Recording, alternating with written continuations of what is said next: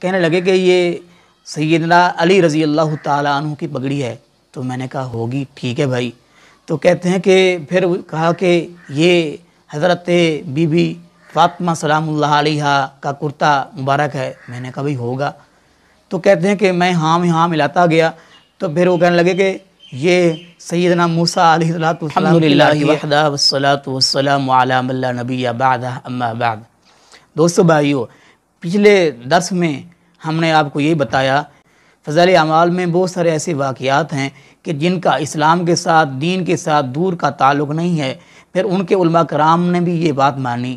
مولانا طارق جمیل صاحب نے وہ کہا کہ یہ جو واقعات ہیں، یہ جو قصے کہانی ہیں، یہ دین نہیں ہے، اور ہم اس کو دین سمجھ کر کافروں کو بیان یا کافروں کے سامنے پیش نہیں کر سکتے۔ تو آج میں آپ کو یہ بتاؤں گا کہ مولانا مفتی طارق مسعود صاحب یہ بہت مشہور ہیں، اور ان کے بیان بھی اکثر یوٹیوب پہ آتے رہتے ہیں، آپ سنتے رہتے ہیں۔ وہ کہتے ہیں کہ یہ فضائل اعمال میں جو واقعات ہیں، کہتے ہیں یہ کرامات ایک حد تک تو ٹھیک ہیں، کہتے ہیں کہ ہم ان کو ہی لے کر بیٹھے رہیں تو کہتے ہیں یہ غلو ہے۔ کہتے ہیں کہ صحیح حدیث، قرآن و سنت لوگوں کے سامنے بیان کرو، کبھی کبھار لوگوں کو ترغیب دینے کے لیے کسی بزرگ کا واقعہ سنا دیں۔ اتنی بات ہمارے اکابر بھی کہتے ہیں کہ بہرحال فضائل صدقات یا فضائل اعمال میں جو واقعات ہیں، تو چونکہ تبلیغ کا کام پوری دنیا میں پھیل گیا ہے، تو اتنی بات ضرور ہے کہ یہ کرامات اور واقعات ایک حد تک تو اچھے ہوتے ہیں۔ جیسے میں اب ہر بیان، میں نے ایک دفعہ بیان کر دیا شہداء کے خون کی خوشبو یا وہ فرشتے اترے، اب میں ہر بیان میں فرشتے، خون اور بیٹری چارج اور فلانے قصے ہی لے کے بیٹھا رہوں گا، یہ کیا ہو جائے گا؟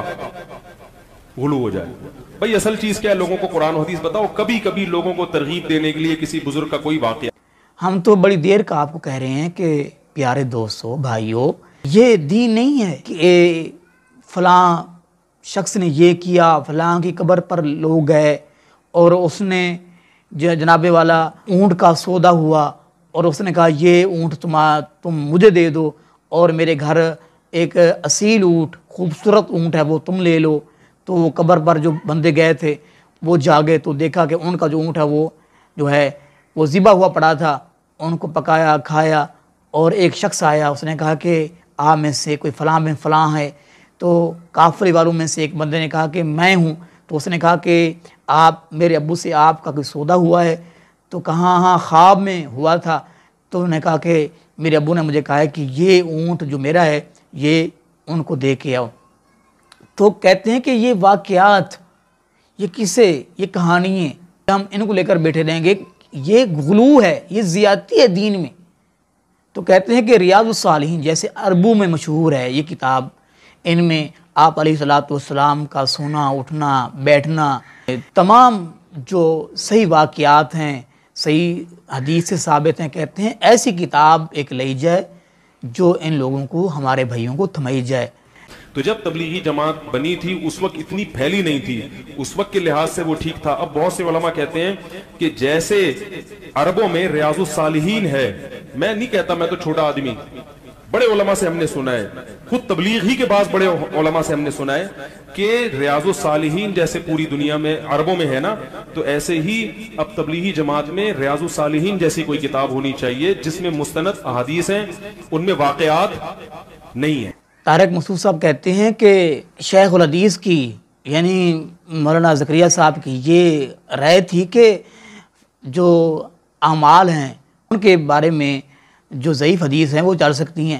کہتے ہیں کہ ہمارے بہت سارے علماء کرام کہتے ہیں کہ اگر ان ضعیف حدیثوں کی بجائے فضائل کے بارے میں، فضائل کے باب میں صحیح حدیثیں آ جائیں تو کتنا اچھا ہو جائے۔ جو ہم بھی دیتے ہیں کہ بھئی یہ فضائل اعمال کے بجائے کیا ہونی چاہیے؟ ریاض الصالحین، اس میں بخاری مسلم کی صحیح حدیث ہیں، تو اس پہ کوئی انگلی بھی نہیں اٹھا سکتا، اور اس میں بالکل مستند روایتیں ہیں، اس میں بہت سارے دن اور رات کے اعمال ہیں، تو وہ زیادہ ہے۔ فضائل اعمال میں ضعیف حدیث بھی ہیں، تو حضرت شیخ الحدیث کی رائے یہ تھی کہ فضائل اعمال میں، فضائل میں ضعیف حدیثیں بھی چلتی ہیں۔ تو بعض علماء سے ہم نے سنا کہ بھئی اگر ان میں بھی صحیح حدیثیں ہی آ جائے ساری تو اور زیادہ اچھا ہو جائے گا نا، کیونکہ جب کام پھیلتا ہے تو پھر اس کا معیار اسی حساب. تو یہ بعض بڑے تبلیغی کے بعض بزرگوں کی ایک رائے ہے, دوسرے علماء کی بھی, اس کو رائے کے طور پر بیان کرنے میں کوئی حرج نہیں ہے. کوئی بھی کسی بزرگ کے بارے میں پھینک دو وہ ایسے تھے, انہوں نے یوں کیا, انہوں نے یوں الٹے ہو گئے, انہوں نے وہ کھایا, تو یہ پھر زیادہ ہو.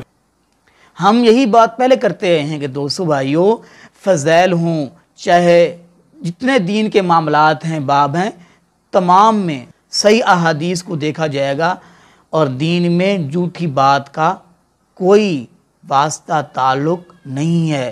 مفتی طارق مسعود صاحب بیان کرتے ہیں کہ مجھے ایک میوزیم میں دعوت دی گئی, تو میں وہاں گیا, تو مجھے وہ وزٹ کروا رہے تھے, تو کرواتے کرواتے کہنے لگے کہ یہ سیدنا علی رضی اللہ تعالیٰ عنہ کی پگڑی ہے. تو میں نے کہا ہوگی, ٹھیک ہے بھائی.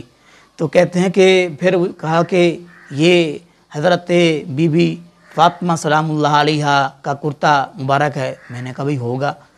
تو کہتے ہیں کہ میں ہاں ملاتا گیا, تو پھر وہ کہنے لگے کہ یہ سیدنا موسیٰ علیہ السلام کی لاٹھی ہے. تو میں نے کہا کچھ زیادہ نہیں ہو گیا؟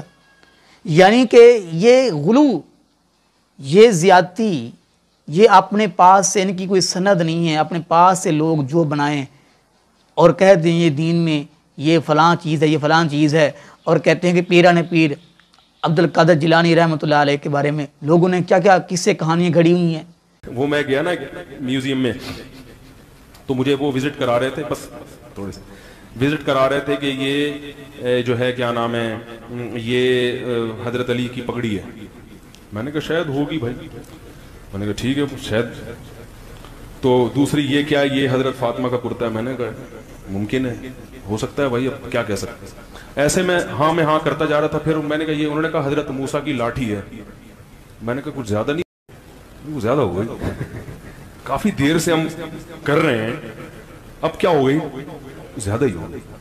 تو کرامت کا بھی ایک حد ہے. اتنی ساری چیزیں آپ ہی کے بزرگ سے ہو رہی ہیں, وہ بنا کے مارکیٹ میں لا رہے ہو. پیرانے پیر کے بارے میں اتنی عجیب کرامتیں, وہ جان چھڑوا لی فرشتوں سے لے جا کے, وہ واپس ڈلوا دی. یہ کچھ کیا ہو جاتی ہیں, مستند بھی نہیں ہے اور کچھ زیادہ بھی ہو جاتی ہیں. تو اس کی بھی ایک حد ہے. اللہ تو سب کچھ کر سکتا ہے, لیکن اللہ نے کیا بھی ہے کہ نہیں کیا, یہ بھی تھوڑا سا کوئی مستند بات. تو اس لیے دوستو بھائیو, اللہ رب العالمین محدثین پر رحم کرے کہ انہوں نے بہت ساری تکلیف پریشانیوں کا سامنا کر کے حدیث کو جمع کیا, اور ان کے راویوں کے بارے میں جو ہے وہ تحقیق کی, تو یہ دین ہم تک پہنچا. اللہ کے نبی صلی اللہ علیہ وسلم کی ساری زندگی محفوظ ہے ہمارے لیے, وہ اسوہ حسنہ ہے. اللہ پاک نے اس کو محفوظ کر دی ہے. اللہ کے نبی صلی اللہ علیہ وسلم کی پیاری زندگی جب ہمارے پاس محفوظ ہے, ہمارے پاس موجود ہے صحیح سند کے ساتھ, تو ہم کو کیا ضرورت ہے کہ کسی کہانیوں کے پیچھے پڑیں. اللہ رب العالمین سے دعا ہے کہ اللہ رب العالمین ہم سب کو حق بات بیان کرنے کی اور اس پر عمل کرنے کی توفیق نصیب فرمائے. آمین. آخر دعوانا